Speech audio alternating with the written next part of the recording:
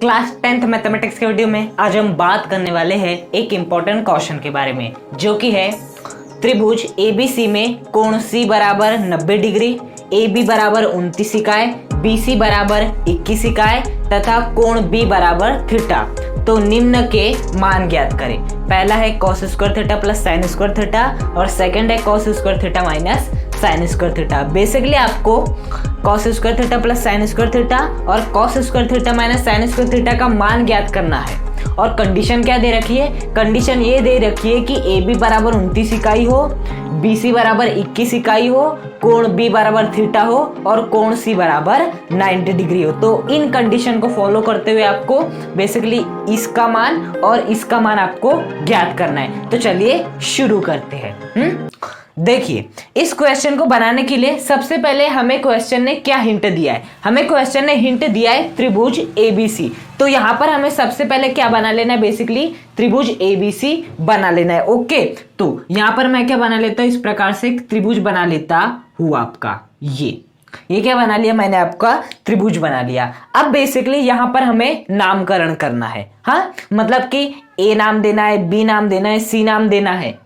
इस प्रकार से नाम देना है। हाँ, अब बात आती है कि हम नाम कैसे दें। क्या हमारी मर्जी हम कैसे भी दे सकते हैं? मैं यहाँ पर कहूंगा आपकी मर्जी, आप कैसे भी दे सकते हैं यदि क्वेश्चन में अलग से कुछ ना बोला हो। लेकिन देखना, यहाँ पर क्वेश्चन ने बोला है त्रिभुज ABC में कोण C बराबर 90 डिग्री। मतलब आप C जहां पर भी नाम दोगे वहां पर 90 डिग्री का कोण बनना चाहिए। कितने डिग्री का कोण बनना चाहिए? 90 डिग्री का कोण बनना चाहिए। यदि मैं C को यहां नाम दे दूं, बेसिकली C को यदि मैं यहां नाम दूं तो देखिए यहां पर कितने डिग्री का एंगल बन रहा है? यहाँ पर 90 डिग्री का एंगल बन रहा है, बिल्कुल बन रहा है।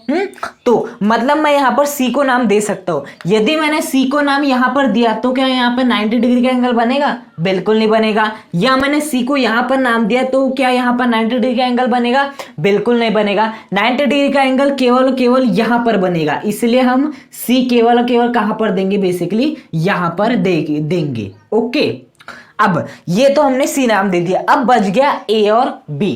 बेसिकली अब क्या B के लिए उसने कोई हिंट दिया? बिल्कुल दिया। देखिए यहाँ पर दिया है कोण B बराबर थीटा। मतलब B आप जहां पर भी नाम दोगे वहां पर कौन सा कोण बनना चाहिए? वहां पर थीटा कोण बनना चाहिए। हाँ, तो बेसिकली हम B नाम कहाँ दे सकते? यहाँ पर दे सकते, क्योंकि यहाँ पर भी एक कोण बनेगा जिसे आप थीटा नाम दे सकते हैं। हाँ, आप चाहे तो B नाम यहाँ दे सकते हैं। यहाँ पर भी जो एंगल बनेगा उसे भी क्या नाम दे सकते हैं? आप थीटा नाम दे सकते हैं। तो आपकी मर्जी। देखिए, जब भी आपको क्वेश्चन में थीटा कोण बनाने बोलेगा तो आप थीटा कोण किसी को भी मान सकते हैं। चाहे तो आप यहां पर कोण बनाएंगे तो उसे भी थीटा मान सकते हैं, चाहे तो यहां पर भी कोण बनाएंगे तो उसे भी थीटा मान सकते हैं। ऐसी कोई बात नहीं। लेकिन जब वो 90 डिग्री बोलेगा तो 90 डिग्री का ही एंगल बनना चाहिए। हाँ, इतनी बात समझ में आई? तो बेसिकली मैं क्या करता हूं, आपका इससे मैं हटा देता हूं। यहां पर जो कोण बनेगा वो थीटा नहीं मानता, लेकिन यहां पर जो कोण बनेगा उससे मैं थीटा मान लेता हूं। तो ये हो गया C। कोण C बराबर 90 डिग्री। देखिए 90 डिग्री बन रहा है।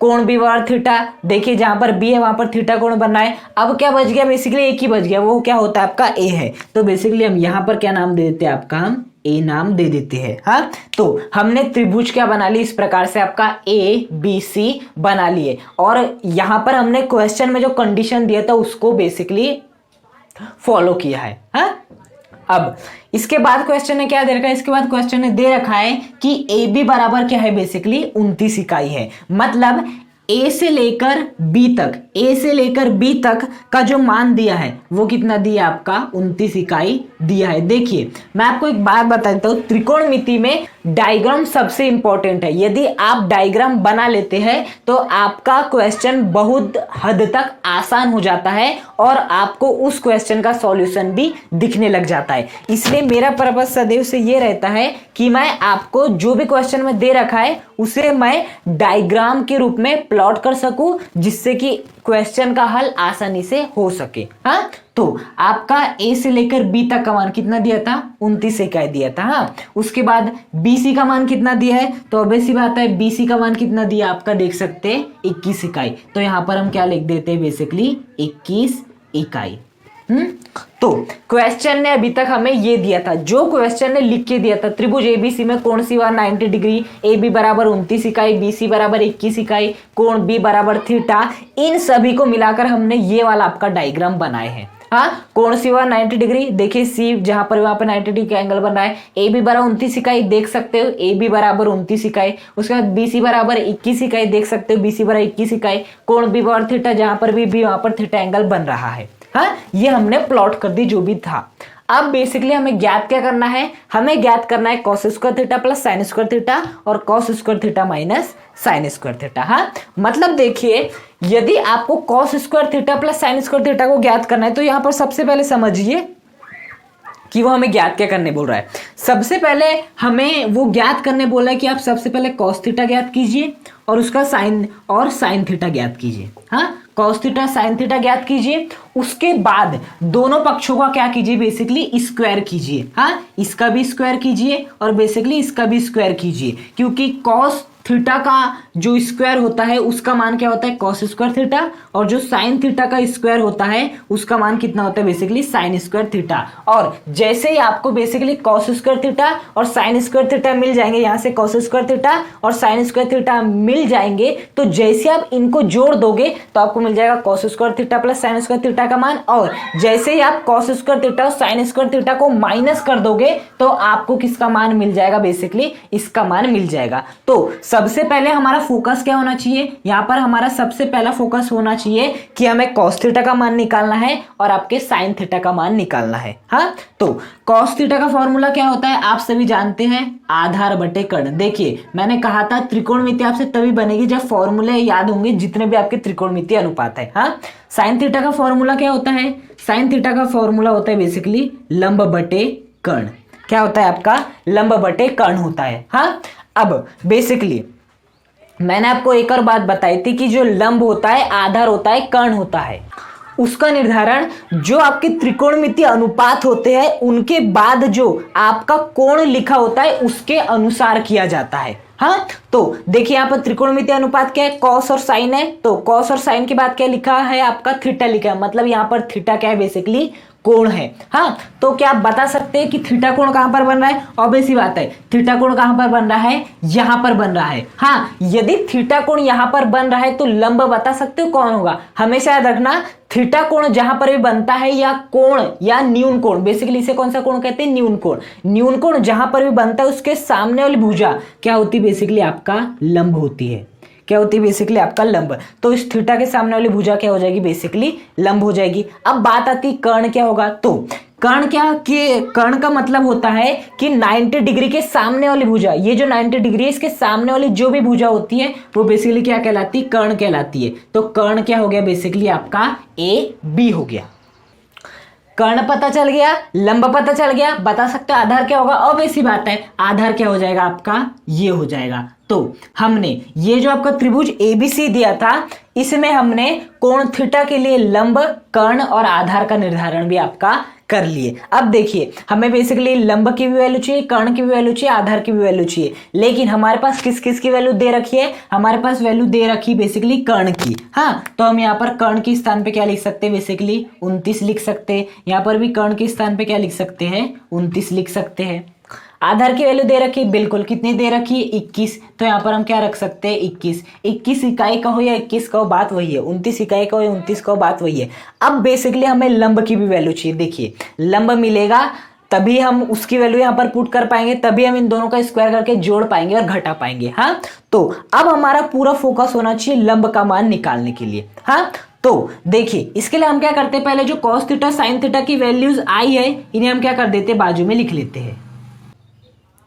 तो मैंने यहाँ पर वैल्यूज लिख दिए कॉस थीटा और साइन थीटा की। हाँ, अब आपको बेसिकली आधार दिया हुआ है, कर्ण दिया हुआ है और आपको लंब का मान ज्ञात करना है। क्या आप जानते हैं यहाँ पर कौन सा फॉर्मूला लगेगा, बिल्कुल सही, यहाँ पर लगेगा आपका पाइथागोरस प्रमेय। हाँ, और जो आपका पाइथागोरस प्रमेय होता है वो बेसिकली क्या होता है, कर्ण का वर्ग बराबर लंब का वर्ग धन आधार का वर्ग। देखिए त्रिकोणमिति में आपको पाइथागोरस प्रमेय, जितने भी त्रिकोणमिति अनुपात है उनके फॉर्मूले और थोड़े बहुत बेसिक की लंब आधार कर्ण का निर्धारण कैसे किया जाता है, यदि इतना आपको आता है तो आप इनके बेसिक क्वेश्चन को बना सकते हैं। हाँ, तो बेसिकली ये क्या हो गया, पाइथागोरस प्रमेय, कर्ण का वर्ग बराबर लंब का वर्ग धन आधार का वर्ग। हाँ, अब बेसिकली कर्ण का मान क्या आपको पता है, बिल्कुल पता है। कर्ण का मान कितना है, बेसिकली 29। तो यहां पर हम क्या लिख देंगे, बेसिकली 29 का वर्ग बराबर, क्या आपको लंब का मान पता है, बिल्कुल नहीं पता, लंब का मान तो आपको निकालना है। तो यहां पर क्या आ जाएगा, बेसिकली आपका लंब का वर्ग धन।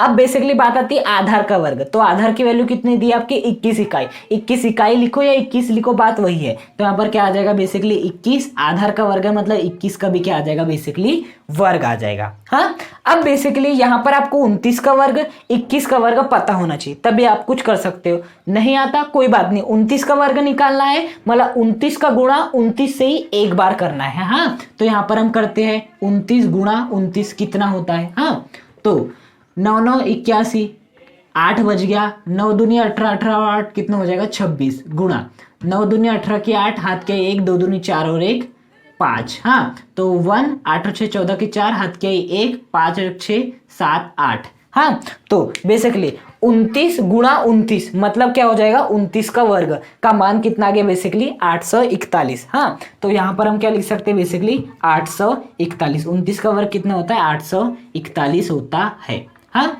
अब बेसिकली लंब का वर्ग, लंब का तो मान पता नहीं, उसका तो निकालना है, तो ऐसे लिख दो, प्लस 21 का वर्ग। तो मुझे 21 का वर्ग ज्ञात है। हाँ, जो 21 का जो वर्ग होता है वो बेसिकली कितना होता है आपका, 441 होता है। देखो उसके बाद बेसिकली हमें किसकी वैल्यू निकालना है, लंब के वर्ग की वैल्यू निकालना है। तो यहाँ पर हम क्या कर देंगे, बेसिकली आपका इस 441 को इधर भेज देंगे। हाँ, तो 841 बराबर यहाँ पर क्या आ जाएगा, आपका लंब का वर्ग। अब जब ये प्लस का 441 इस साइड जाएगा तो क्या हो जाएगा, माइनस का 441 हो जाएगा। क्या हो जाएगा, माइनस का 441। अब मैंने ऐसा क्यों किया, हमेशा याद रखिए जब भी कोई भी अंक अपनी साइड बदलता है, मतलब इस साइड से इस साइड जाता है, इस साइड से इस साइड में आता है, तो हमेशा याद रखना उसके चिन्ह में परिवर्तन होता है। यदि ये प्लस में था, इस साइड में आए तो माइनस में हो जाएगा। यदि ये माइनस में रहता है, इस साइड में आता है तो प्लस में हो जाता। यदि इस साइड में गुणा में रहता है, इस साइड में आ जाता तो भाग में आ जाता। और यदि इस साइड ये भाग में रहता तो इस साइड आ जाता तो क्या हो जाता, बेसिकली गुणा में हो जाता। हाँ, इसलिए जब प्लस का 441 इधर आएगा तो माइनस का 441, इसे कहते हैं पक्षांतर। पक्ष मतलब बदलना। हाँ, तो अब 841 माइनस 441 कितना होता है, बेसिकली आपका 400।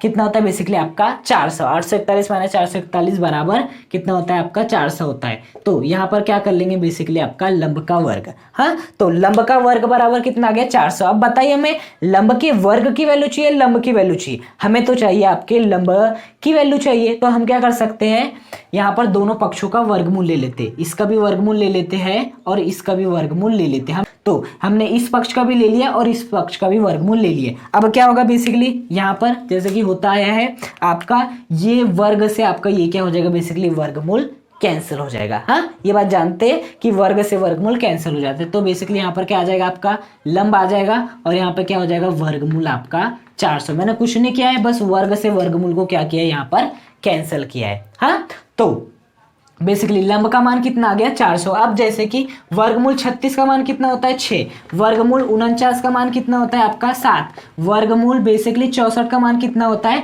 8। उसी प्रकार से वर्गमूल 400 का मान कितना होता है, आपका 20 होता है।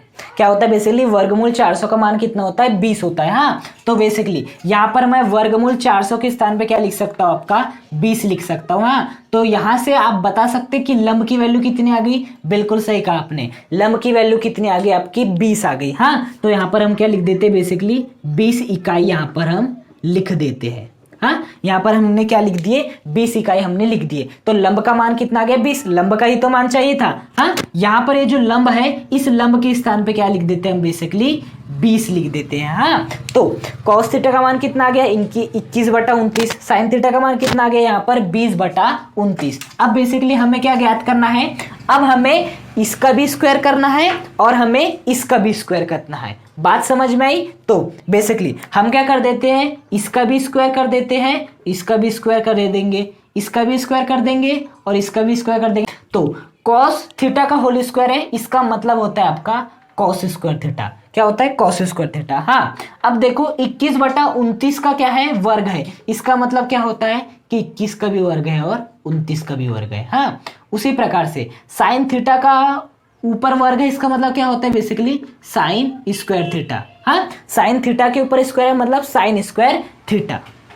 20/29 का वर्ग है, इसका मतलब क्या होता है? बेसिकली आपके 20 का भी वर्ग है और आपके 29 का भी वर्ग है। हाँ, ये होता है इसका मतलब। हमेशा याद रखना, जैसे कि आपका tan थीटा है। हाँ, अब tan थीटा का यदि आपने होल स्क्वायर किए तो इसका मतलब होता है बेसिकली आपका tan स्क्वायर थीटा। अब आप कई बार क्या देखोगे, जब बेसिकली आप थोड़ा और आगे बढ़ेंगे, जब आप और नॉलेज गेन करेंगे, इस चैप्टर को और अच्छे से पढ़ेंगे, तो आपको आगे सीधे सीधे ऐसे देखने मिलेगा cos square theta, sign square theta. तो यहाँ पर cos square theta, sign square theta से घबराना नहीं है। कॉस स्क्वायर थीटा का मतलब है कि कॉस थीटा का स्क्वायर है, साइन स्क्वायर थीटा का मतलब है साइन थीटा का स्क्वायर है, टेन स्क्वायर थीटा का मतलब है टेन थीटा का स्क्वायर है। बात समझ में? घबराने वाली बात नहीं है। हाँ, तो यहाँ पर कॉस थीटा का स्क्वायर क्या हो गया? Cos square theta. Sine theta का स्क्वायर क्या हो गया? Sign square theta. हाँ, अब इसे सॉल्व करते हैं। तो कॉस स्क्वायर थीटा बराबर 21 का वर्ग कितना होता है? 441। देखिए, ये आपको याद यदि आप रख रहे तो अच्छी बात है, नहीं आता तो 21 का गुणा 21 में एक बार कर दीजिए।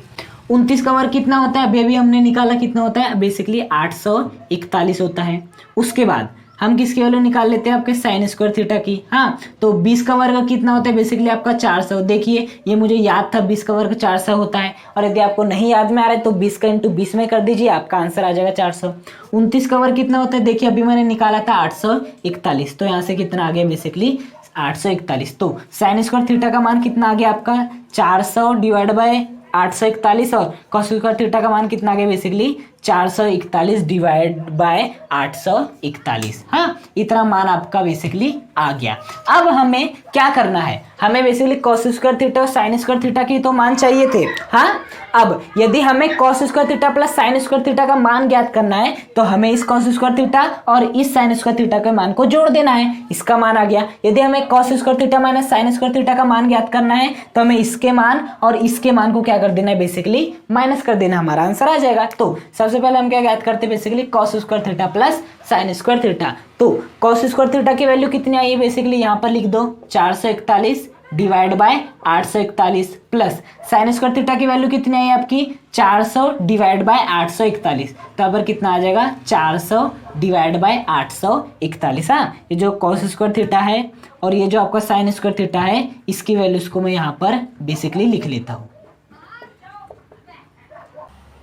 अब बेसिकली बस हमें इसे और इसे क्या कर देना है? जोड़ देना है। उसके बाद आपको cos square theta plus sine square theta का आंसर मिल जाएगा। तो इसे सॉल्व करने के लिए आपको कुछ इंफॉर्मेशन होनी चाहिए पहले से। हाँ, ये होता है आपका अंश, ये होता है आपका हर, ये होता है आपका अंश, ये होता है आपका हर। जब हर का मान क्या होता है? बेसिकली समान होता है।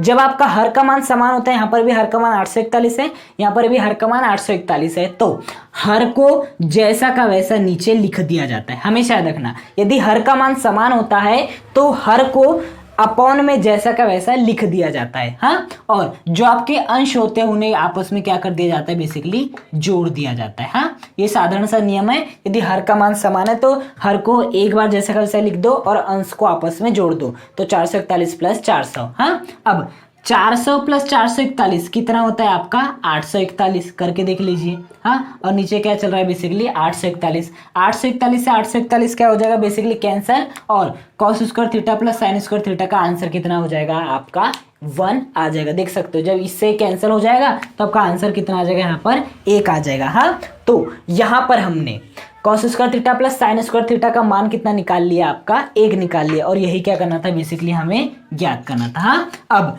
ये तो था आपका फर्स्ट। अब हम क्या करते हैं? बेसिकली सेकंड को स्टार्ट करते हैं। सेकंड को सॉल्व करना। तो सेकंड क्वेश्चन क्या है आपका? यहाँ पर लिख लेते हैं। सेकंड क्वेश्चन है आपका cos square theta minus sine square theta. हाँ, मतलब ये जो आपका कॉस स्क्वायर थीटा है कितना दिया है? 441 डिवाइड बाय 841 दिया है, माइनस साइन स्क्वायर थीटा कितना दिया, 400 डिवाइड बाय 841, 400 डिवाइड बाय 841, इन दोनों को क्या करना है बेसिकली अब आपका माइनस करना है। हाँ, तो अब हम इसे क्या कर लेते हैं, माइनस कर लेते हैं। हाँ, मैंने अभी बताया था यदि हर का मान क्या हो, बेसिकली समान हो, तो हर को जैसा का वैसा लिख देते, जो नीचे रहता है उसे हर कहते हैं, ऊपर रहता है उसे अंश कहते हैं। हर का मान समान है, बेसिकली यहाँ पर भी हर का मान उतना ही है जितना कि यहाँ पर है, तो हर को जैसा का वैसा लिख देते हैं और अंश को हम माइनस कर देते, तो 441 माइनस 400 कर देते हैं। हाँ, अब जब मैं 441 में से 400 को माइनस करूंगा तो आपका आंसर कितना आ जाएगा,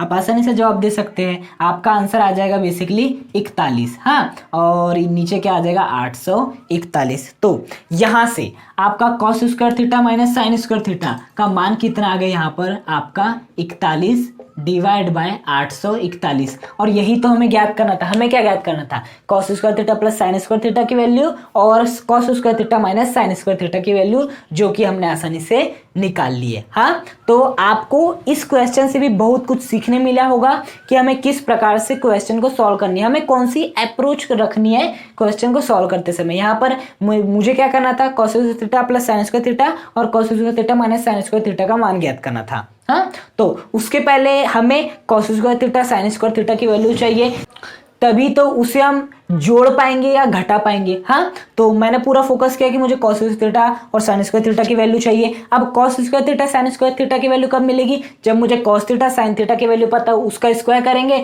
कॉस थीटा और साइन स्क्वायर थीटा की वैल्यू मिल जाएगी। हाँ, अब जब मैं कॉस थीटा साइन थीटा की वैल्यू निकालने गया तो मैंने त्रिकोणमितीय अनुपात का फॉर्मूला लगाया। अब वहां पर मेरे पास आधार दिया था, कर्ण दिया था क्वेश्चन ने, लेकिन लंब नहीं देता, तो मैंने पाइथागोरस प्रमेय लगाया। पाइथागोरस प्रमेय निकाल के मैंने लंब का मान निकाला, लंब का मान रखा, स्क्वायर किया, जोड़ा, घटाया, आपको आंसर आसानी से मिल गया। हाँ, तो इस प्रकार से इस क्वेश्चन को मैंने सॉल्व कराया।